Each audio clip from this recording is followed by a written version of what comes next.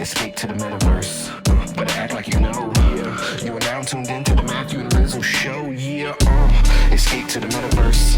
Better act like you know. Yeah. You are now tuned into the Matthew and Rizzo show. Yeah. Escape to the metaverse. Better act like you know. You are now tuned into the Matthew and Rizzo show. Yeah. Escape to the metaverse. Better act like you know. You are now tuned into the Matthew and Rizzo show. Yeah. It's fun talking about this stuff. It's just some of it is like stuff that maybe isn't right for publication, I guess, but because it's not really helpful, it's just depressing. But we could talk about the depressing stuff after the show. It's not depressing. It's just more tea. I just feel like we probably shouldn't talk about that tea here. Right. Giving folks FOMO about what the tea was, as I say that. Oh, yeah. That's right. This is the secret alpha, right? Yeah. You need to come to the WIP to really hear the true alpha. All right. I'm dropping that in here for everyone. Awaken Tax. So it's free until March.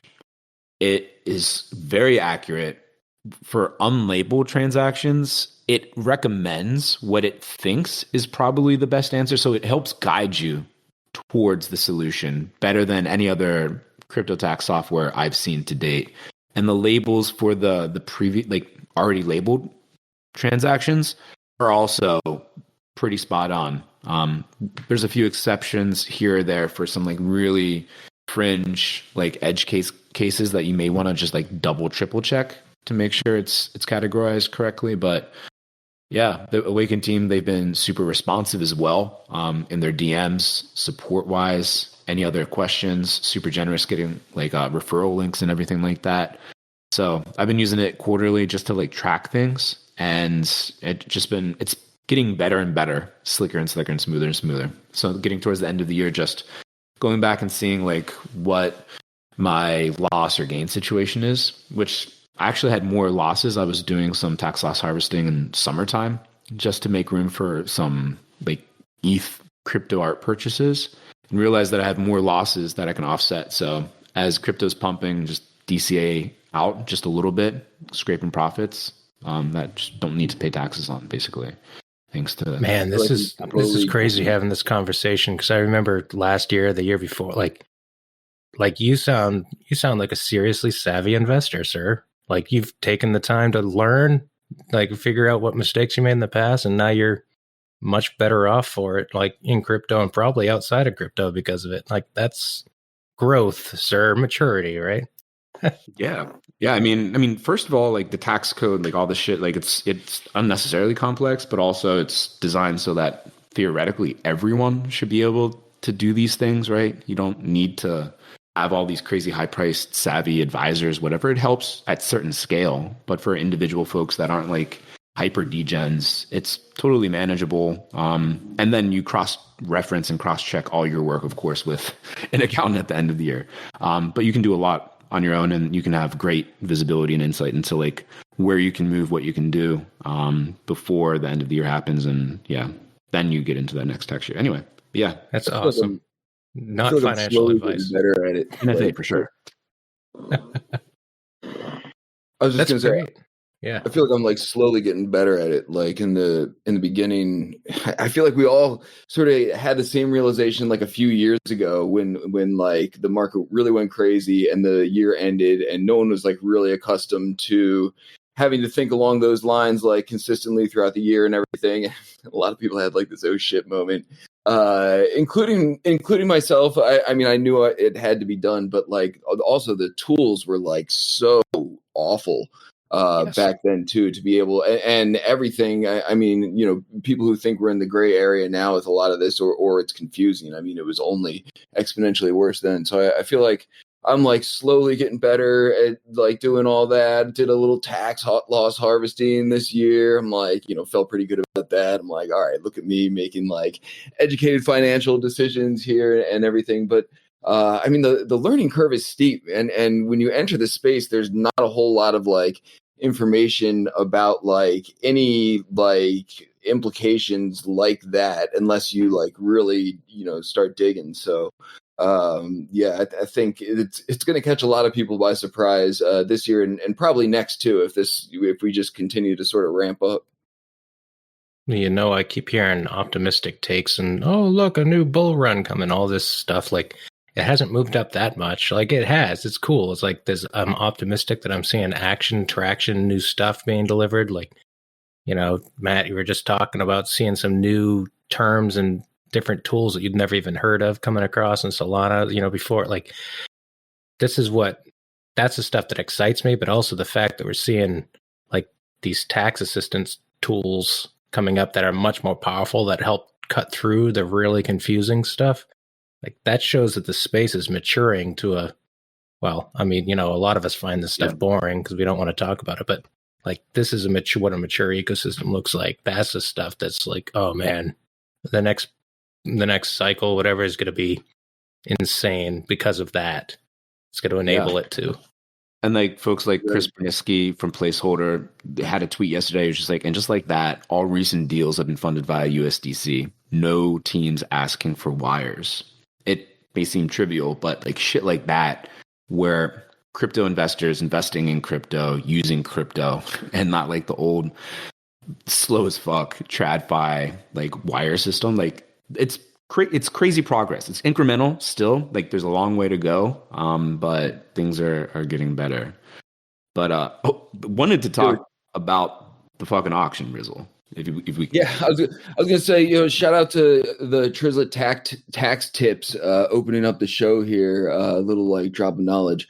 Yo, Trizlet, we got like things to get through, man. So we're gonna give you the boot off the stage, but like welcome, like let's like set up some guest appearance and like additional Trizlet tips occasionally. Yeah, thanks for having me, sir, for my tips and tricks. Catch you later. Trizlet tips coming your way. It's got a nice ring to it. Yeah, dude, I hit you up before. Well, I mean, I want to talk about like WIPsgiving and sort of like the ripples that sent out, you know, and I feel like, I don't know, a lot of great feedback from that and a lot of interesting feedback from that. But it's sort of like a funny situation because I hit you up like before this. I'm like, yo, man, this is something I thought I'd never say in 2023. I'm like, actually, I put a piece of art out there on Manifold and Harry Otter, shout out Harry Otter, kicked off the auction yesterday, and the auction happened to land in like the beginning of our podcast recording time.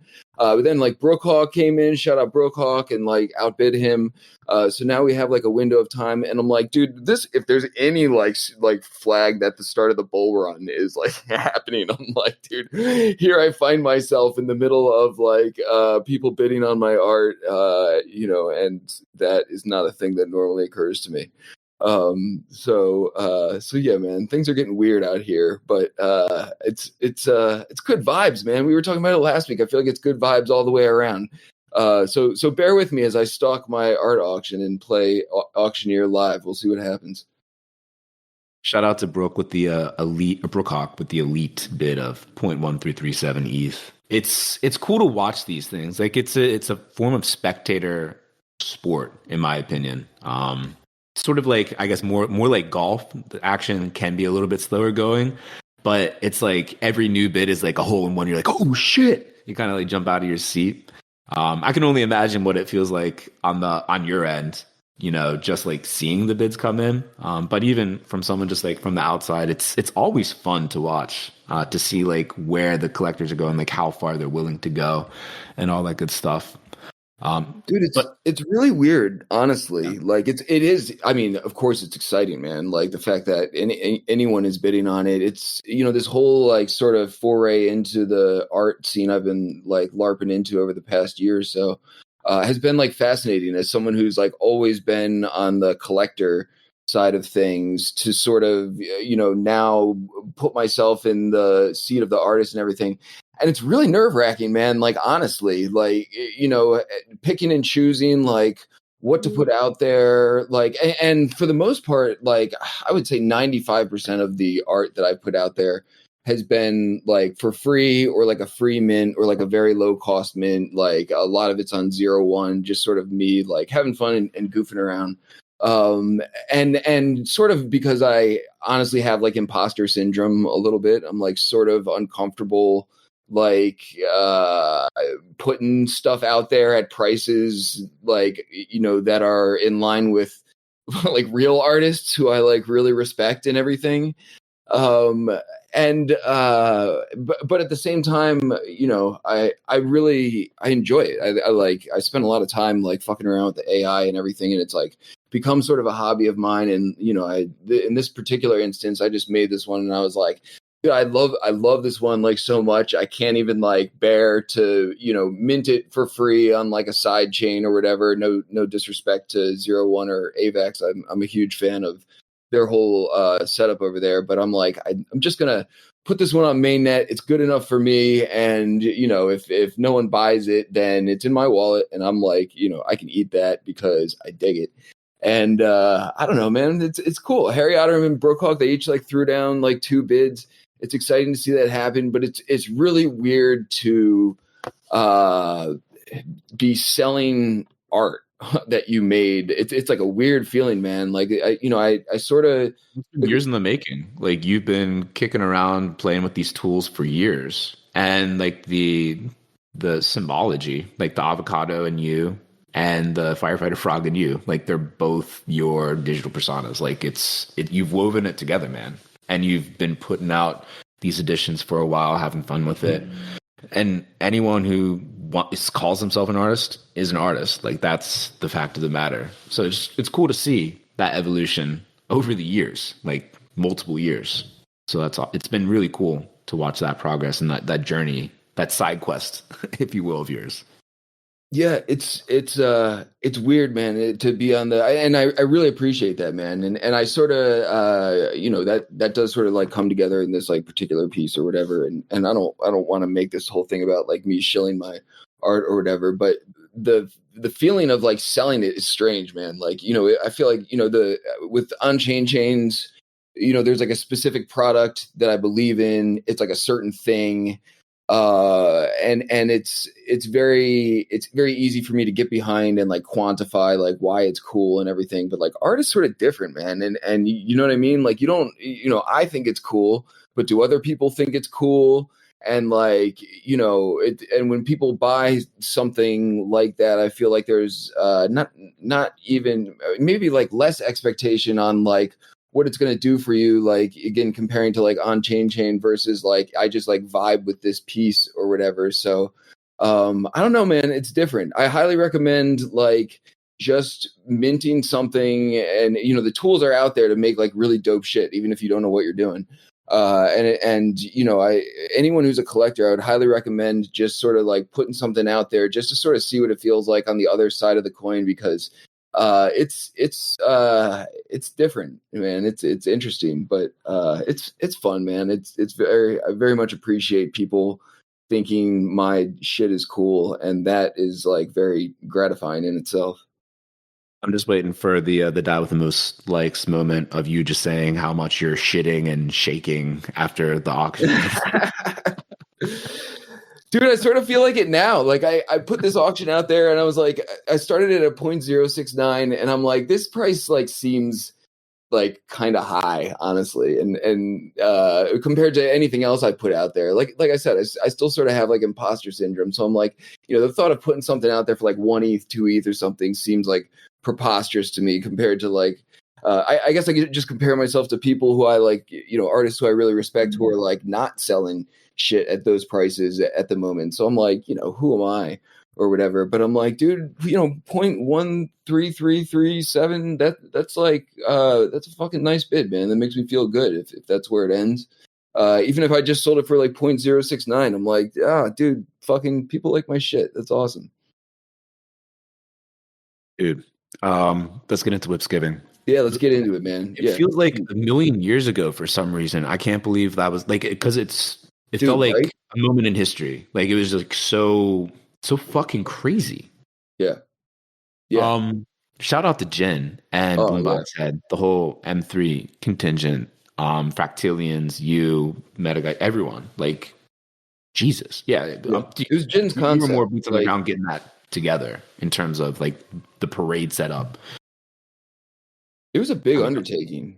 And it all, it wouldn't have been a big undertaking if we didn't do it in like true whip style, and like also have an event like, you know, prior to that we had to take down, and you know, whatever. But like, dude, it was cool. I actually made a comment at one point. I was in the parcel with Metageist and Skeeny, just like it was like 2 hours out from the event. We were like moving cars around and like slowing down the speed on them for proper safety precautions, you know, during the parade, you know, proper parade speed etiquette.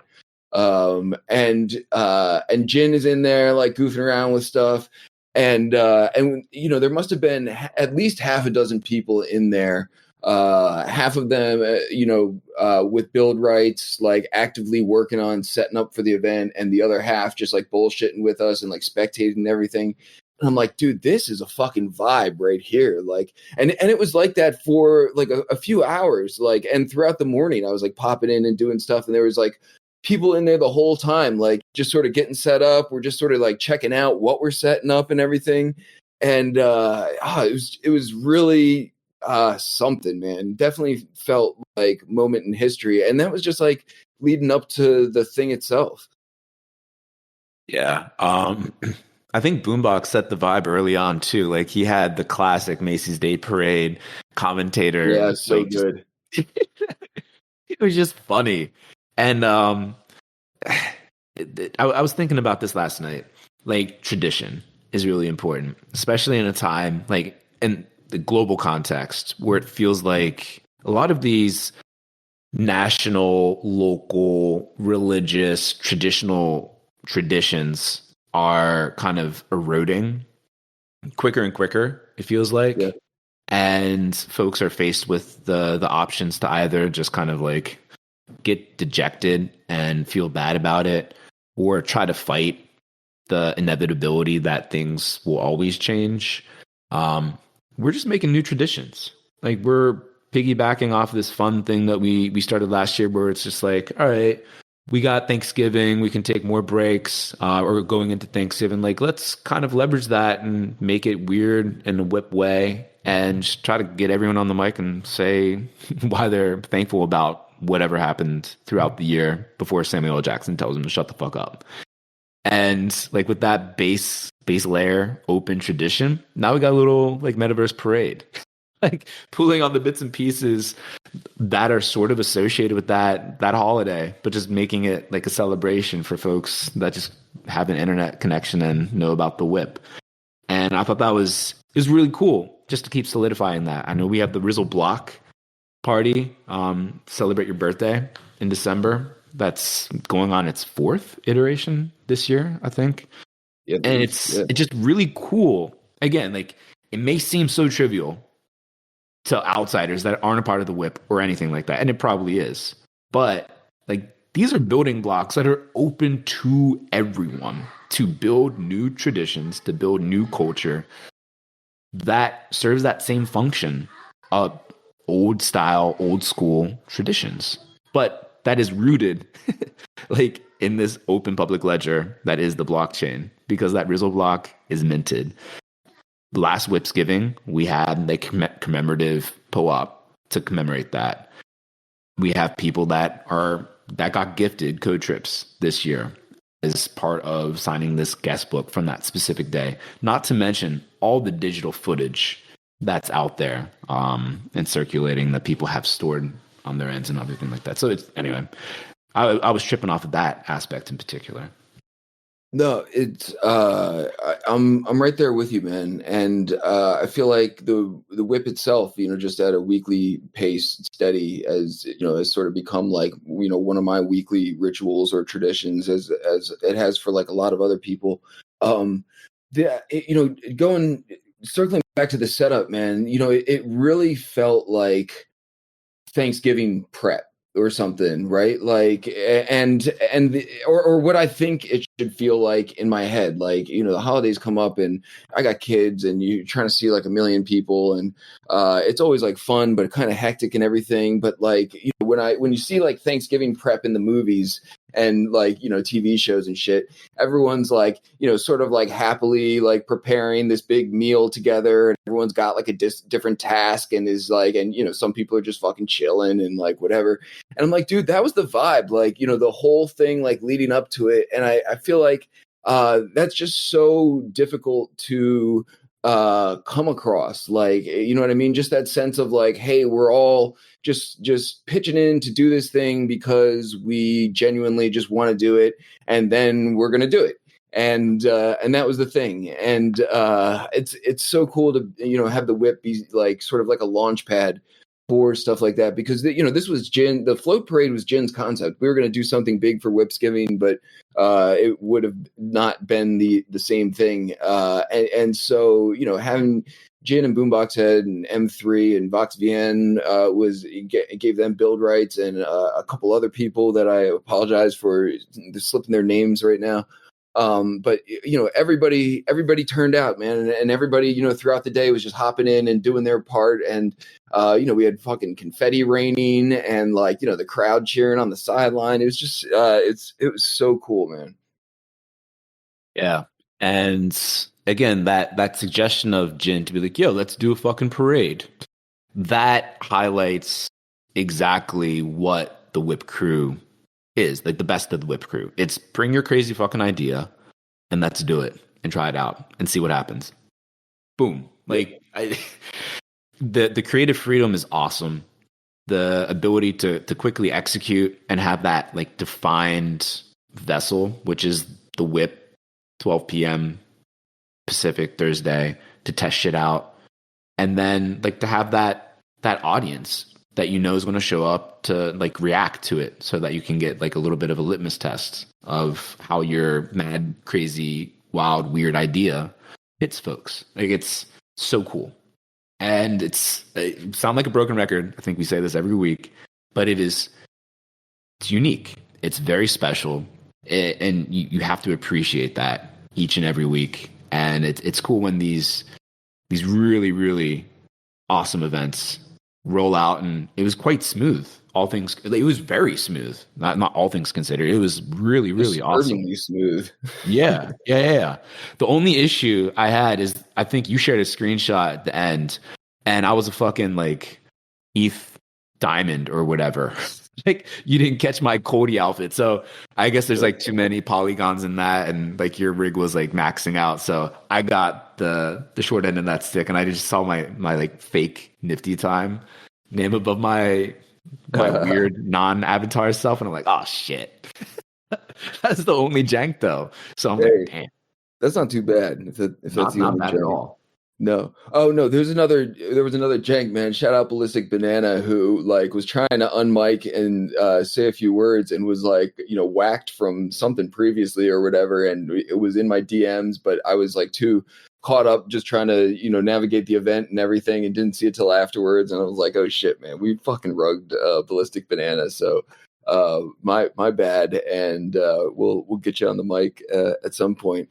But good segue to just say that you never really know, like, we have a pretty canned format is not like the correct term, but like we do have like a general format where we normally have a speaker, maybe 3 speakers who know that they're going to speak, who come prepared to talk for a rough amount of time that we give them ahead of time. And so there's some stuff that goes into setting the stage for our events, and organize them and everything. And so you never really know how it's going to go when you just ask people to unmute like impromptu and say a few words. And it worked last year as well. We sort of just tried it, and we had a lot of like people unmute and like a lot of real positive feedback. And same thing this year, man. Like it's always an experiment, but I would say by the end, we probably had like, 12 to 15 people who had